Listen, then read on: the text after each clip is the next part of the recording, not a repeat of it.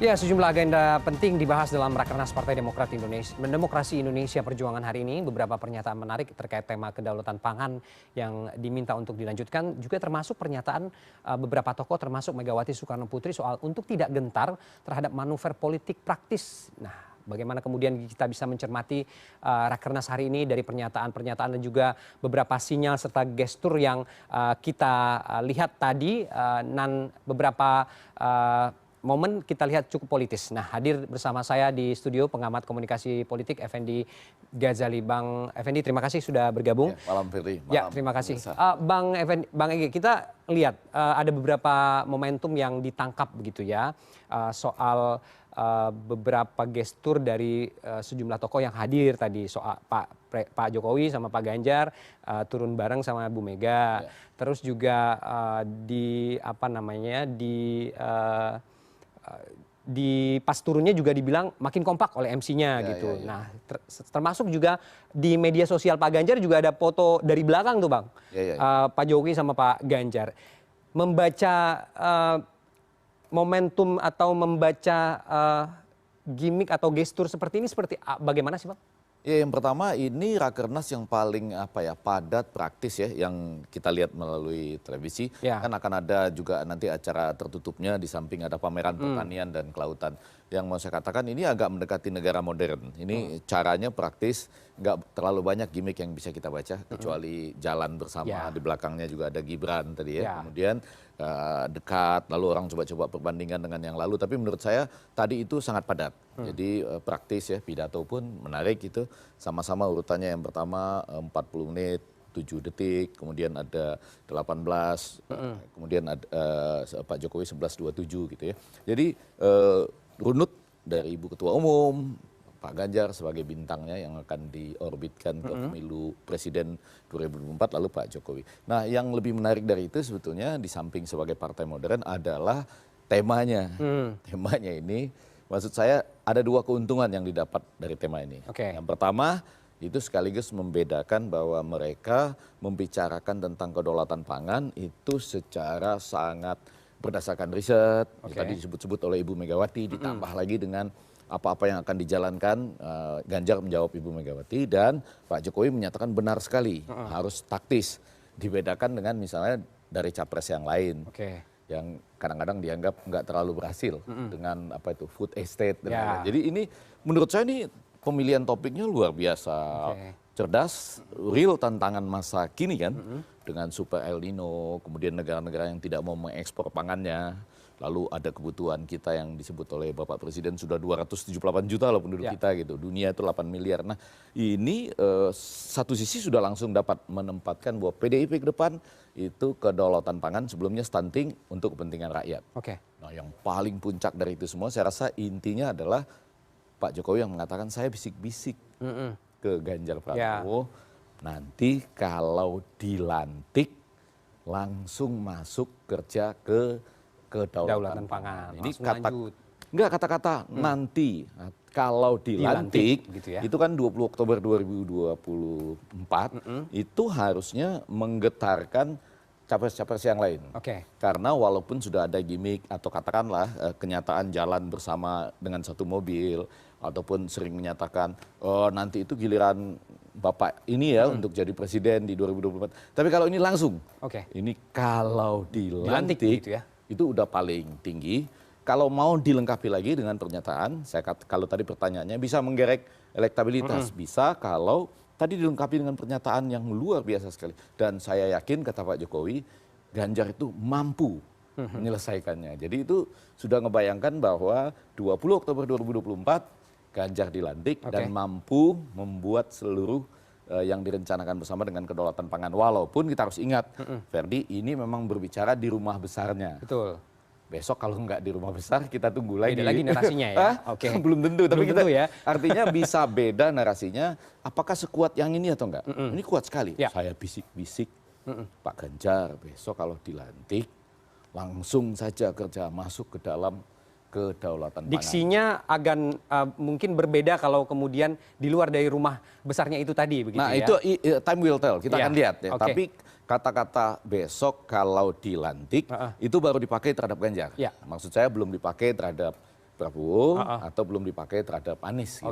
Oke. Menarik untuk dicermati pernyataan itu, tapi yang juga menarik soal pernyataan Bu Mega, Bang Ege, yang mengatakan bahwa tidak usah gentar terhadap manuver politik praktis. Kita coba putarkan pernyataan dari Bu Mega berikut ini.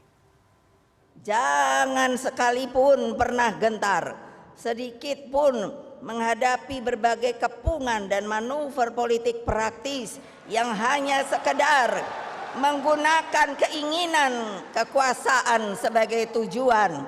Berpolitiklah dengan seluruh semangatmu, dengan nuranimu, dengan mata hatimu, dan setialah kepada sumbermu, yaitu rakyat. Oke, cukup bergetar pernyataan dari Bu Mega tadi. Apakah kemudian publik bisa menafsirkan bahwa jangan-jangan memang sudah ada pihak yang dimaksud begitu, yang mencoba untuk melakukan manuver politik praktis? Nah, kita harus hati-hati nih Ferdi, karena seringkali tadi saya nonton juga ya di tayangan sebelumnya bahwa Mas Hasto itu mengatakan ada orang yang ingin mengadu antara Pak Jokowi dengan Bu Mega. Walaupun saya yakin sebagai partai yang sangat berpengalaman, mereka sudah siap juga kalau itu terjadi. Segala cuaca kan mereka sudah siap. Cuma kalau kita menyatakan ada kerenggangan, nah nanti kan kita bisa dikategorisasi ke dalam kelompok yang mengadu gitu. Yang mau saya katakan adalah belakangan ini tentu saja orang beranggapan terjadi sesuatu yang tidak sebagaimana dibayangkan terhadap urusan pemilu dan kader politik. Jadi loh, tadi itu Bu Mega dan seluruh yang terlibat di Rakernas ini, mungkin saya keliru juga, tapi sejauh pengamatan saya kata petugas partai udah nggak dipakai loh. Top ya. Jadi kader terbaik ini ya. Jadi artinya anak ideologis katanya. Ya, anak ideologis pasti. Nah, memang bagian ibu itu di bagian pembukaan itu penuh dengan ideologi dan hasil-hasil riset. Lalu disambut oleh Ganjar dengan taktis apa rencana kalau jadi presiden. Nah, Pak Jokowi tinggal mengatakan dia bisa dilantik, dia akan dilantik dan kemudian menyelesaikan. Tapi kembali ke yang tadi, iya tentu saja ada hal-hal yang mau dikatakan tapi nggak usah terang-terang juga gitu loh. Ya misalnya seperti sekarang kan kita tahu kalau MK memutuskan batas bawah. Hasim Joyokusumo di beberapa kesempatan sudah mengatakan calon terbaik itu Gibran gitu. Saya diskusi dengan beberapa tokoh senior, Fahri Hamzah, bahkan Bang Ade Armando, mereka bisa menerima kalau Gibran jadi wakil presidennya Pak Prabowo misalnya. Kan Anda bisa bayangkan, enggak ada lagi tuh manuver yang lebih tajam dari itu. Tentu kita menunggu MK, bisa saja MK dissenting opinion-nya lebih besar sehingga tidak mengabulkan, mengatakan itu open legal policy atau mengatakan baru bisa dipakai di 2029 misalnya. Tapi yang ingin kita katakan manuver itu ada, tidak bisa dinyatakan dengan kalimat-kalimat yang ketara sekali, total ya. Tapi Bu Megawati mengingatkan manuver itu ada, tapi tetaplah jadi yang berpihak bersama dengan rakyat. Dan itu memang lumrah begitu ya, manuver-manuver politik yang dilakukan oleh kelompok-kelompok yang sedang berkompetisi begitu ya, khususnya di Pilpres 2024 ya, kalau mau dilihat manuver yang paling ujung itu kan misalnya Kaisang ke PSI. Ya, di konteks tertentu itu sah-sah saja misalnya ya. Kalau ada yang marah dengan istilah petugas partai dulu. Kan memang seperti itu adanya dalam sejarah, ideologi ADRT dari PDI Perjuangan. Kok Anda marah-marah gitu? Lalu Anda hadapkan itu dengan petugas rakyat misalnya kan. Itu memang sejarahnya ada di situ gitu. Nah, pada bagian tertentu di PSI itu pun ternyata ADRT-nya memungkinkan seseorang masuk jadi anggota langsung jadi ketua umum partai gitu ya kan. 2 hari saja ya. Dua hari, nggak pakai munaslup, nggak pakai apa itu katanya money politics yang banyak. Kaderisasi nggak jalan gitu. Nah, ini bisa seperti itu ya. Memang ada artinya di situ gitu. Tapi yang menarik tentu saja nanti manuver-manuver ini apakah bertujuan misalnya ke arah politik dinasti. Walaupun hampir semua itu mempersiapkan kan. Selanjutnya siapa gitu sudah dipersiapkan. Tapi tidak juga boleh pengarbitan yang terlalu cepat. Tapi intinya tadi saya mengatakan Bu Megawati itu menyampaikan pidato basis ideologisnya kuat. Lalu benar-benar seperti partai politik modern. Kalau Anda lihat di Amerika Serikat itu ya, ada plenary sessions itu di mana orang menyimpulkan siapa yang akan didukung sebagai calon presiden. Ya dibaca dengan tenang, nggak banyak improvisasi kan.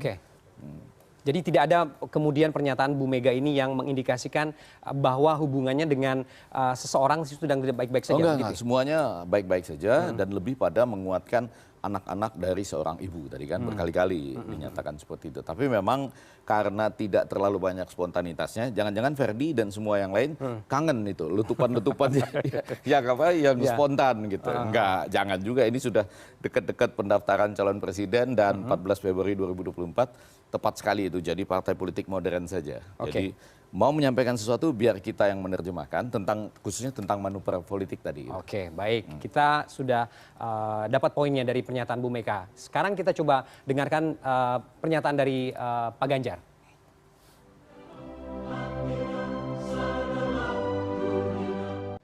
Biarkan yang makan papeda tetap makan papeda. Biarkan yang makan tiwul tetap makan tiwul. Dan yang makan beras juga makan beras. Karena sorghum pun bisa menjadi sumber pangan. Biarkan. Karena itulah sumber pangan yang sangat variatif yang kita miliki. Negara lain tidak memiliki itu. Pertumbuhan ekonomi yang sudah dibangun pondasinya begitu kuat oleh Pak Jokowi, mesti kita teruskan. Mesti kita jaga. Mesti kita percepat. Dan mesti kita dukung semuanya. Ya, ini pernyataan yang cukup optimistis sekaligus menjawab apa yang kemudian disampaikan oleh Pak Jokowi ya. Dia merangkai karena dia di tengah, dia menjawab Bu Mega sebetulnya, lalu diharapkan dijawab oleh Pak Jokowi. Karena kan urutannya begitu. Betul. Ya.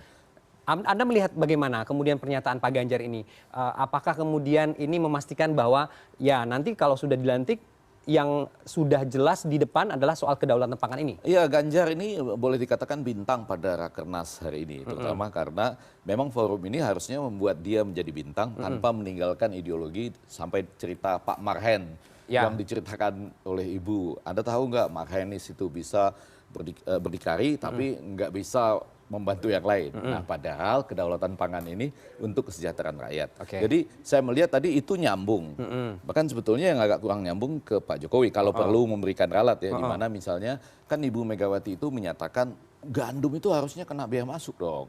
Dari biaya masuknya itu kita bisa melakukan lagi riset-riset sehingga segala macam diversifikasi pangan kita tuh bisa makin kita tingkatkan. Yang tadi disampaikan oleh Ganjar ya, dengan contohnya agak menarik. Kalau saya tadi mendengar, tiwul, yang makan tiwul silakan makan tiwul ya.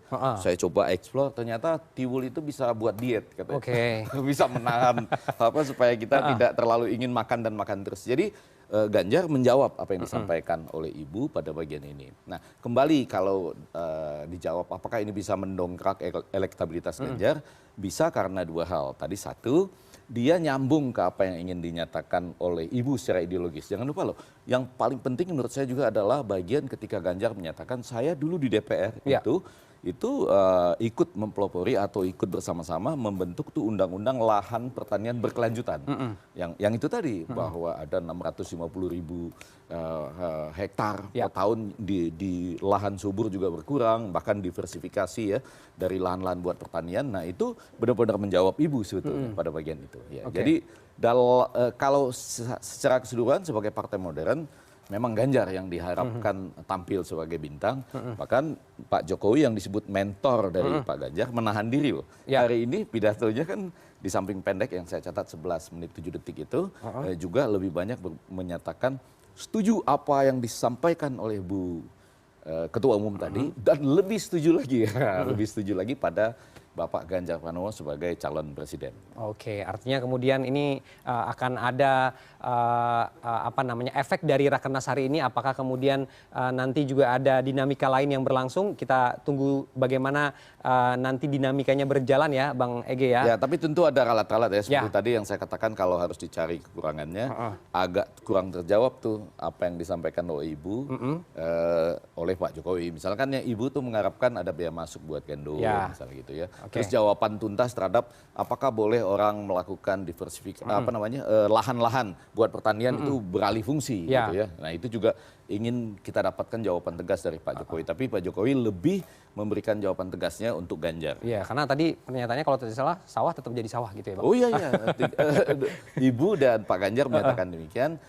Pak Jokowi lebih banyak bercerita tentang pengalamannya ketemu Zelensky dan kemudian juga Putin dalam konteks itu tadi ada 207 juta ton gandum yang tidak bisa disebar keluar dari Ukraina dan Rusia. Oke, bagaimanapun semuanya demi kebutuhan pangan di tanah air ya Bang ya. Untuk menjawab itu nanti kita lihat bagaimana nanti dinamiknya berlangsung. Yang perlu segera menjawabnya itu kubunya Pak Prabowo dan kawan-kawan. Oke. Karena kan ada masalah yang disinggung-singgung dengan food estate itu. Nah, mereka harus mencari jalan keluar sehingga kembali bisa setara isunya. Baik, sama-sama kita tunggu Bang Ege. Terima kasih sudah bergabung dengan kita malam ini.